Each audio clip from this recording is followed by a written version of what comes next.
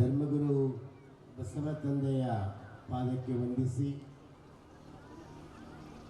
ಲಿಂಗೈಕ್ಯರಾದ ನಂಜುಂಡ ಸ್ವಾಮಿಗಳವರ ಶ್ರೀಪಾದವನ್ನು ಸ್ಮರಿಸಿಕೊಂಡು ಅವರ ಸ್ಥಾನದಲ್ಲಿ ವಿರಾಜಮಾನರಾಗಿರುವ ಪರಮಪೂಜ್ಯರಾದ ಜ್ಞಾನಪ್ರಕಾಶ ಸ್ವಾಮಿಗಳವರ ಶ್ರೀಪಾದಕ್ಕೆ ಭಕ್ತಿಪೂರ್ವಕ ಪ್ರಣಾಮ ಅರ್ಪಿಸಿ, ಅದೇ ರೀತಿಯಾಗಿ ನಮ್ಮ ಗುರುಮಠಕಲ್ ಅಪ್ಪಗಳವರಿಗೂ ಮತ್ತು ಶಂಭುಲಿಂಗ ಮಠದ ಶ್ರೀಗಳವರಿಗೂ ಮತ್ತು ನಮ್ಮ ಕಬೀರ ಸ್ವಾಮಿಗಳವರ ಪಾದಕ್ಕೂ ಎಲ್ಲ ಹರಗುರು ಚರಮೂರ್ತಿಗಳ ಶ್ರೀಪಾದಕ್ಕೆ ಭಕ್ತಿಪೂರ್ವಕ ಪ್ರಣಾಮವನ್ನು ಅರ್ಪಿಸಿ, ಈಗಾಗಲೇ ಮಾತನಾಡಿರುವಂಥ ಗುರುಲಿಂಗ ಜಂಗಮ ಪ್ರೇಮಿಗಳಾದ ಮಾಜಿ ಶಾಸಕರಾದ ತೆಲ್ಕೂರವರಿಗೂ ಇತರ ಎಲ್ಲ ಗಣ್ಯಮಾನ್ಯರಿಗೂ ಸರ್ವರಿಗೂ ತಮ್ಮೆಲ್ಲರಿಗೂ ಎಲ್ಲರಿಗೂ ಶರಣು ಶರಣಾರ್ಥಿಗಳು. ಬಂಧುಗಳೇ, ಇವತ್ತ ಒಂದು ಕಡೆ ದುಃಖ, ಒಂದು ಕಡೆ ಆನಂದ, ಎರಡೂ ಏಕಕಾಲಕ್ಕೆ ಆಗ್ತಾ ಇದೆ. ನಂಜುಂಡ ಸ್ವಾಮಿಗಳವರ ಒಂದು ಚಿತ್ರಣ ಕಣ್ಣು ಮುಂದೆ ಬಂದಾಗ ಹೃದಯ ತುಂಬಿ ಬರ್ತದೆ. ಅಂಥ ಸರಳತೆ, ಸಹಜತೆ ಅವರು ಸಾಕಷ್ಟು ಸಲ ನಮ್ಮ ಮಠಕ್ಕೆ ದಯಮಾಡಿಸಿದ್ರು. ಅನೇಕ ಕಾರ್ಯಕ್ರಮಗಳಿಗೆ ನಾವು ಕರೆದಿದ್ವಿ. ನನಗೆ ಇವತ್ತು ನೆನಪಾಗ್ತಾ ಇದೆ, ನನಗೆ 2000 ಬಹುತೇಕ 10-11 ಇರ್ಬೋದು, ಗುಲ್ಬರ್ಗ ವಿಶ್ವವಿದ್ಯಾಲಯ ಗೌರವ ಡಾಕ್ಟರೇಟ್ ಕೊಟ್ಟಾಗ ಮೊಟ್ಟ ಮೊದಲು ದೊಡ್ಡ ಕಾರ್ಯಕ್ರಮದಲ್ಲಿ ನನ್ನ ಕರೆಸಿ ಎಲ್ಲ ಮಠಾಧೀಶರಲ್ಲಿ ಮೊಟ್ಟ ಮೊದಲು ಸನ್ಮಾನ ಮಾಡಿದವರು ನಂಜುಂಡ ಸ್ವಾಮಿಗಳು. ಅವರ ಸನ್ನಿಧಾನದಲ್ಲಿನೇ ಉರ್ಲಿಂಗಪೆತ್ತಿ ಸಮಾವೇಶ ಅಂತ ನಾಡಿನ ಎಲ್ಲ ಉರ್ಲಿಂಗಪೆತ್ತಿ ಮಠಾಧೀಶರನ್ನ ಕರೆಸಿ ನಮ್ಮ ಮಠದಲ್ಲಿ ಒಂದು ಆ ಸಮಾವೇಶವನ್ನು ಮಾಡಿದೆ. ಬಹುತೇಕ ಇತ್ತೀಚೆಗೆ ಈ ಕೊರೋನಾ ಆದಮೇಲೆ ನಾವು ಕರೆದಿಲ್ಲ, ನಾನು ಈ ಕಡೆ ಬರಲಿಲ್ಲ. ಮೊನ್ನೆ ನಮ್ಮ ಶಂಭುಲಿಂಗ ಮಠಕ್ಕೆ ನಾನು ಬಂದಿದ್ದೆ. ಬಂದಾಗ ಮತ್ತೆ ಯಾವುದೋ ಒಂದು ಅರ್ಜೆಂಟ್ ಕೆಲಸದ ನಿಮಿತ್ತ ನಾನು ಹಾಗೆ ಹೋದೆ. ಅದಕ್ಕೆ ನಂಜುಂಡ ಸ್ವಾಮಿಗಳವರು ಆರಾಮಿರಲಿಲ್ಲ, ಅವ್ರಿಗೆ ಹಿಂಗೆ ತೊಂದರೆ ಅದನ್ನು ನನಗೆ ಗೊತ್ತಾದರೆ ನಾನು ಖಂಡಿತವಾಗಿಯೂ ಅವ್ರ ದರ್ಶನಕ್ಕೆ ನಾನು ಬರ್ತಿದ್ದೆ. ಬಂಧುಗಳೇ, ಒಂದು ಬಹಳ ಖುಷಿ, ಸಂತೋಷ. ನಂಜುಂಡ ಸ್ವಾಮಿಗಳವರು ಭಕ್ತರ ಮೇಲೆ ಎಷ್ಟು ಪ್ರೀತಿ ತೋರಿಸ್ತಿದ್ರು ಅಲ್ಲಿಕ್ಕೆ ಈ ಸಭೆಯೇ ಸಾಕ್ಷಿ. ಅವರು ಮಾಡುವ ಪ್ರತಿ ವರ್ಷದ ಕಾರ್ಯಕ್ರಮಗಳೇ ಅದಕ್ಕೆ ಸಾಕ್ಷಿ ಇದೆ. ಅಷ್ಟೊಂದು ಭಕ್ತರ ಮೇಲೆ ಪ್ರೀತಿ, ವಿಶ್ವಾಸ, ನಂಬಿಕೆ ಇಟ್ಟು ಅವ್ರ ಜೊತೆ ಸಾಮರಸ್ಯದಿಂದ ಅವ್ರು ಹೋಗ್ತಿದ್ರು. ಇವತ್ತು ಹೆಮ್ಮೆಯಿಂದ ಒಂದು ಮಾತು ಹೇಳಬೇಕು, ಇವತ್ತು ಬಹಳ ಖುಷಿಯಿಂದ ಒಂದು ಮಾತು ಹೇಳಬೇಕು. ಏನಂದರೆ, ಒಬ್ಬರು ಯಾರಾದರೂ ಪರದೇಶದವರು ಬಂದು ನಮ್ಮಲ್ಲಿ ಬಂದು ಕೇಳಿದ್ರೆ, ಬಸವಣ್ಣನವರು 12ನೇ ಶತಮಾನದಲ್ಲಿ ಅಸ್ಪೃಶ್ಯೋದ್ಧಾರ ಮಾಡಿದ್ದಾರೆ, ಅದನ್ನು ಆ ಪರಂಪರೆಯಿಂದ ಎಲ್ಲಾದರೂ ಇದೆ ಏನು ಅಂತ ತೋರಿಸ್ಲಿಕ್ಕೆ ಕೇಳಿದ್ರೆ, ಆ ಬಸವಾದಿ ಪರಂಪರೆಯನ್ನು ಇಂದಿಗೂ ಜೀವಂತಿದೆ. ಕೂಡ್ಲಾ ಮಠದ ನಂಜುಂಡ ಸ್ವಾಮಿಗಳ ಮಠಕ್ಕೆ ಕರ್ಕೊಂಡು ಬಂದು ನಾವು ತೋರಿಸ್ತಿದ್ವಿ. ಅಂಥ ಒಂದು ಪ್ರಾಯೋಗಿಕವಾಗಿ ಬಸವ ಸಿದ್ಧಾಂತವರು ಈಗ ಪೂಜ್ಯರು ನನಗೆ ನೆನಪಿಸಿದರು. ಅವರೊಂದು ಪತ್ರಿಕೆ ಹೊರಡಿಸ್ತಿದ್ರು. ಆ ಪತ್ರಿಕೆ ಅಂದರೆ ಎಷ್ಟು ಕಳಕಳಿ ಇದೆ ಅವ್ರಿಗೆ. ಬಸವ ಪರಿಷತ್ ಅಂತ ಸ್ಥಾಪನೆ ಮಾಡಿದರು, ಬಸವಣ್ಣನವರ ಪತ್ರಿಕೆಯನ್ನು ಹೊರಡಿಸಿದರು. ಬಹುತೇಕ ಅವರ ಹೃದಯ ತುಂಬ ಬಿಚ್ಚಿ ನೋಡಿದ್ರೆ ಅವ್ರೊಳಗೆ ಏನು ಕಾಣ್ತಂದ್ರೆ ಬಸವಣ್ಣನವರ ಭಾವಚಿತ್ರನೇ ಅವ್ರೊಳಗೆ ತುಂಬಿಕೊಂಡಿತ್ತು. ಅಷ್ಟೊಂದು ಬಸವ ಪ್ರೇಮಿಗಳು ಅವರಿದ್ರು.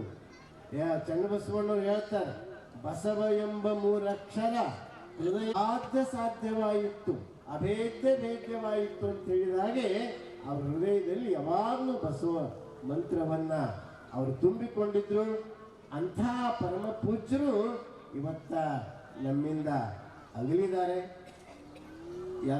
ಯಾರೇ ಇಲ್ಲಿ ಯೋಗಿ ತಪಸ್ವಿ ಇದ್ರೂ ಜನನಾದ ಮೇಲೆ ಒಂದು ದಿವಸ ನಾವು ನಿರ್ಗಮನ ಮಾಡಬೇಕಾಗ್ತದೆ.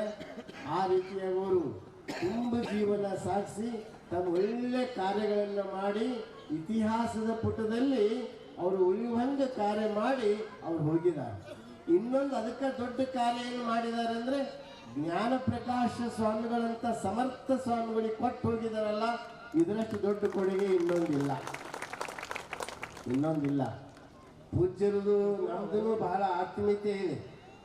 ಬಹಳ ದಿವಸಗಳಿಂದ ಅವರು ನಮ್ಮಲ್ಲಿ ಬಂದಿದ್ದಾರೆ.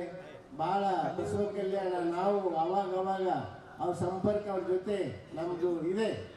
ಮತ್ತು ಅಂಥ ಪೂಜ್ಯರು ಈ ಕೋಡ್ಲಾ ಮಠಕ್ಕೆ ಉತ್ತರಾಧಿಕಾರಿ ಆಗ್ಯಾರಂತ ಕೇಳಿದ ತಕ್ಷಣ ನಮಗಿಷ್ಟು ಸಂತೋಷ ಆಯಿತು. ಸಾಸಿವೆ ಮೇಲೆ ಸಾಗರ ಹರಿದಂತಾಯ್ತಂತ ಬಸವಣ್ಣವ್ರು ಹೇಳ್ತಾರಲ್ಲ, ಹಂಗೆ ನಮಗೆ ಬಹಳ ಖುಷಿ ಆಯಿತು, ಸಂತೋಷ ಆಯಿತು. ನಾನು ಬಹಳ ಖುಷಿಯಿಂದ ಹೇಳ್ತಾ ಇದ್ದೀನಿ. ಏನು ಇಲ್ಲಿವರೆಗೆ ಎಲ್ಲರೂ ಆ ಮಾತನ್ನು ಹೇಳಿದ್ದಾರೆ. ಪೂಜ್ಯ ಜ್ಞಾನ ಪ್ರಕಾಶ್ ಸ್ವಾಮಿಗಳವರು ಅವರು ಸಮರ್ಥರಿದ್ದಾರೆ ಮತ್ತು ಎಲ್ಲವನ್ನ ಅಧ್ಯಯನಶೀಲರಿದ್ದಾರೆ. ಬಹುತೇಕ ಈ ಉರ್ಲಿಂಗ ಕೋಡ್ಲಾ ಮಠ ಬರೇ ಕಲಬುರಗಿ ಜಿಲ್ಲೆಗೆ ಅಷ್ಟೇ ಸೀಮಿತ ಆಗೋದಿಲ್ಲ, ಅದು ಕರ್ನಾಟಕ ಅಷ್ಟೇ ಅಲ್ಲ, ಅದು ಭಾರತಾದ್ಯಂತದಲ್ಲಿ ಈ ಮಠದ ಖ್ಯಾತಿ ಮುಂದುವರಿತದೆ ಅಂತ ಸಮರ್ಥ ವ್ಯಕ್ತಿತ್ವ ಅವರಲ್ಲಿದೆ ಅಂತ. ಅದಕ್ಕೆ ಈ ನಿಮ್ಮ ಭಕ್ತಾದಿಗಳಿಗೆ ನಾನು ಒಂದು ಕಳಕಳಿಯಿಂದ ಕೇಳ್ಕೊಳ್ತಾ ಇದ್ದೀನಿ.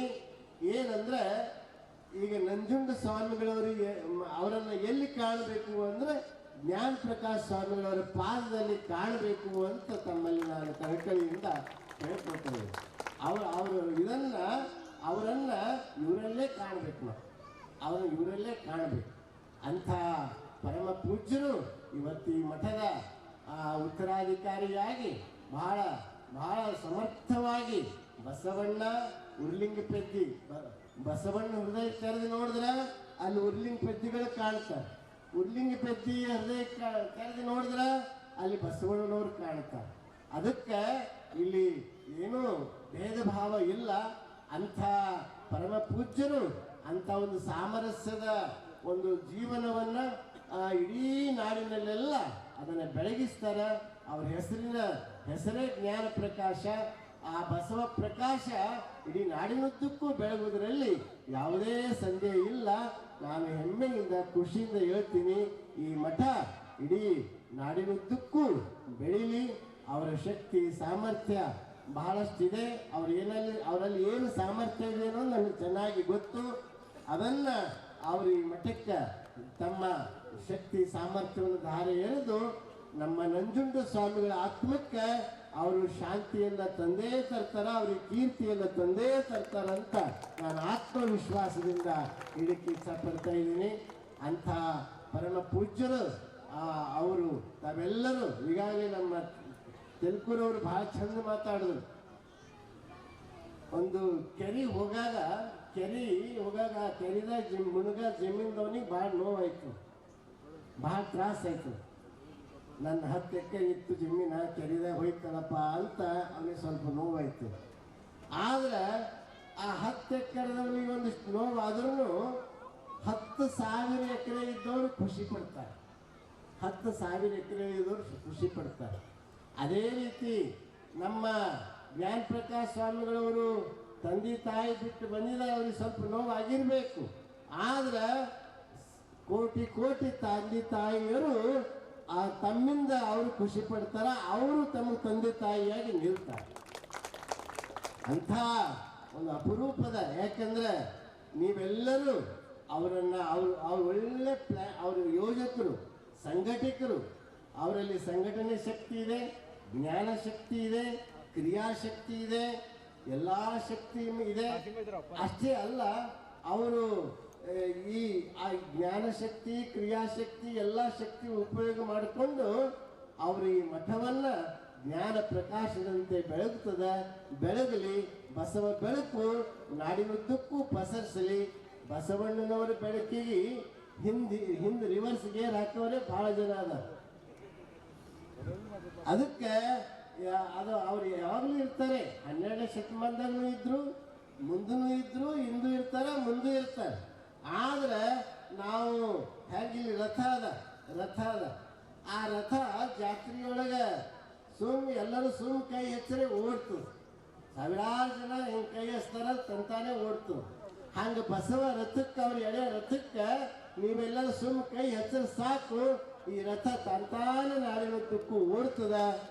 ಅದನ್ನ ತಾವು ಎಲ್ಲರೂ ಅವರಿಗೆ ಬೆಂಬಲವಾಗಿ ನಿಂತು ಅವ್ರ ಕಾರ್ಯಗಳಿಗೆ ಅವ್ರ ಯೋಜನೆಗಳಿಗೆ ತಮ್ಮದೆಲ್ಲ ಸಹಕಾರ ಇರಲಿ ಅಂತ ನಾನು ಮತ್ತೊಮ್ಮೆ ತಮ್ಮೆಲ್ಲರಿಗೆ ಕೇಳಿಕೊಂಡು ಇವತ್ತ ಎಲ್ಲ ಪೂಜ್ಯರ ಪಾದಕ್ಕೆ ಮತ್ತೊಮ್ಮೆ ಭಕ್ತಿಪೂರ್ವಕ ಪ್ರಣಾಮ ಅರ್ಪಿಸಿ, ಯಾವಾಗಲೂ ನಾವು ಜ್ಞಾನಪ್ರಕಾಶ್ ಸ್ವಾಮಿಗಳು ನಾವು ಹೆಂಗಿದ್ದೀವಿ ಅಂದ್ರೆ ಈ ಕಣ್ಣು ಎರಡಿದ್ರೂ ವಸ್ತು ಒಂದೇ ಕಾಣ್ತದೆ, ಕೈ ಎರಡಿದ್ರೂ ಒಂದೇ ಕೆಲಸ ಮಾಡ್ತದೆ, ಮತ್ತು ಕಾಲು ಎರಡಿದ್ರೂ ಒಂದೇ ಕಡೆ ಚಲಿಸ್ತು.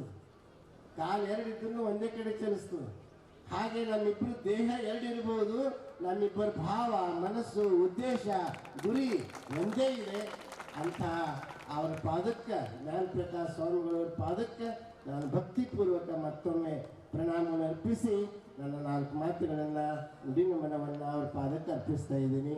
ಓಂ ಶ್ರೀ ಗುರು ಬಸವಲಿಂಗಾಯ. ಎಲ್ಲ ಪರಂಪರೆ